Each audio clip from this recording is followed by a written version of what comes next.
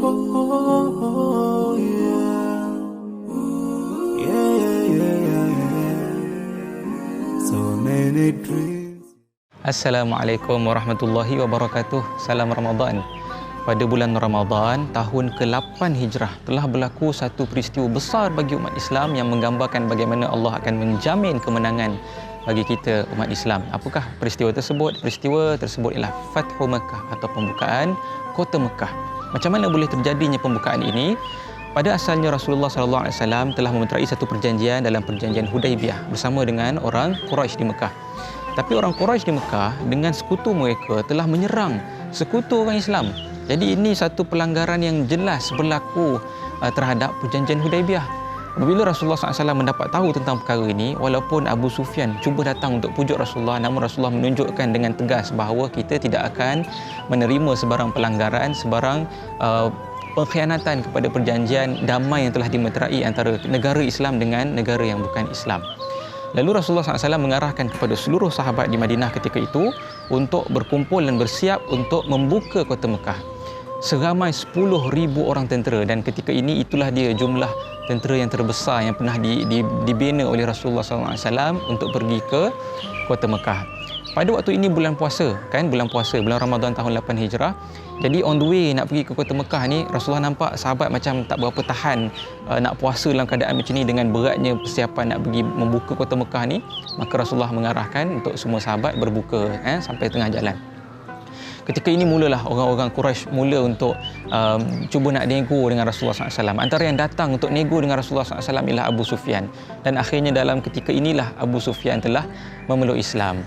Dan Rasulullah telah beritahu kepada sahabat, kita bagi sikit kelebihan kepada Abu Sufyan ini, raikan dia. Beritahu nanti kepada penduduk kota Mekah, apabila kita nak masuk kota Mekah nanti, siapa nak selamat masuk rumah Abu Sufyan. Ataupun siapa nak selamat juga masuk rumah sendiri, tutup pintu. Ataupun siapa nak selamat juga masuklah ke dalam Masjidil Haram. InsyaAllah tidak akan diapa-apakan. Jadi Rasulullah SAW pun masuklah dengan para sahabat. Rasulullah telah bagikan pasukan lah. Ada pasukan yang datang dari belah kanan, ada pasukan datang daripada belah kiri. Dan Rasulullah sendiri datang daripada tengah-tengah nak masuk ke kota Mekah tersebut. Dan Alhamdulillah, walaupun berdepan dengan sebuah negara Quraisy yang dulunya kuat, yang tak habis-habis menyerang Rasulullah, tidak ada sebarang perlanggar atau sebarang pergaduhan dan tidak ada sebarang perkelahian yang menumpahkan darah, kecuali sedikitlah ada yang menyerang pasukan Sayyidina Khalid Al-Walid, maka itu sahaja yang ada yang terbunuh sedikit. Selain daripada itu, tidak ada langsung satu pertumpahan darah pun yang berlaku apabila Rasulullah SAW masuk ke dalam kota Mekah. Bila sampai sahaja Rasulullah ke kota Mekah, semua orang takut dan semua orang ikut arahan Rasulullah SAW tadi, masuk ke rumah Abu Sufyan, rumah masing-masing dan sebagainya.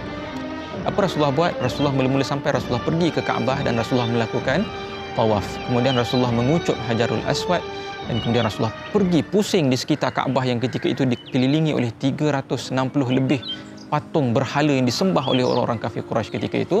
Rasulullah tolak satu demi satu sambil membaca wa qul ja'al haqq wa zahaqal batil innal batila kana zahuqa. Telah datang kebenaran dan tenggelamlah kebatilan. Sungguhnya kebatilan itu pasti akan tenggelam. Jadi Rasulullah SAW akhirnya mengumumkan kepada semua orang-orang di kota Mekah, bahawa hari ini siapa yang masuk Islam semuanya akan diampunkan.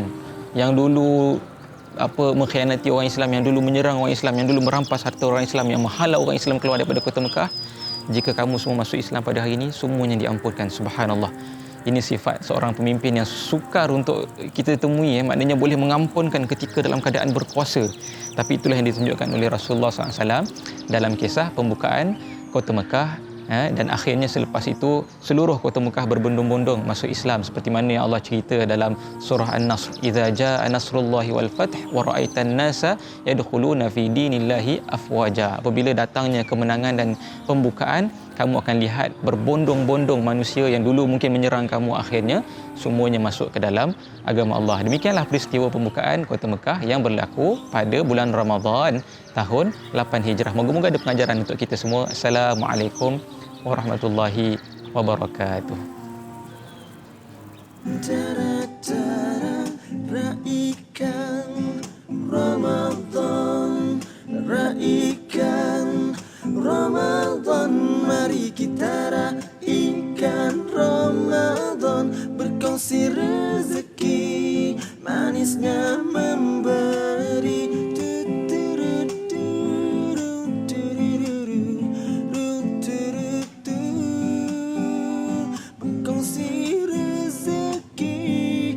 manisnya